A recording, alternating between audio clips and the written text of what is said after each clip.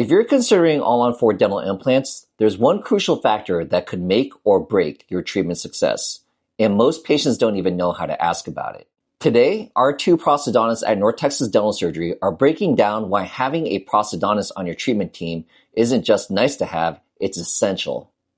We'll explain the key differences between general dentistry training and prosthodontic specialization, why biomechanics matter more than you think, and how the forest versus trees approach can save you from costly complications down the road. Stick around to the end because we'll share a real patient case from this morning that perfectly illustrates why comprehensive treatment planning beats patchwork dentistry every single time. You won't want to miss this example. All-on-4 dental implants. Why is it important when it comes to the restorative aspect of it, the actual prosthesis, should a patient consider a practice that has a prosthodontist there? So can I ask you first? Yeah, so I'm going to go back to essentially what work GPs are trained, because I've been a GP for a couple of years. I know what it is. And most of the training when you're a GP is focused on single tooth or quadrant dentistry, right? And they're great at it. That serves, I would say, 80% of all the issues, and they can tackle that.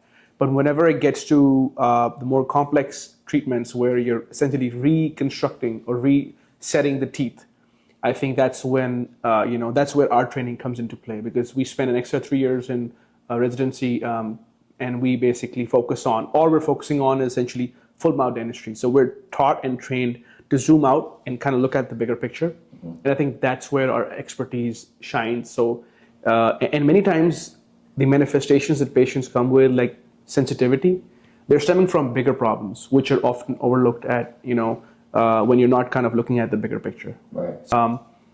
And frankly, the knowledge of occlusion, biomechanics, biomaterials, we study a lot of those things, so we know where to employ what, and particularly. So it's almost like when you're building a house, right?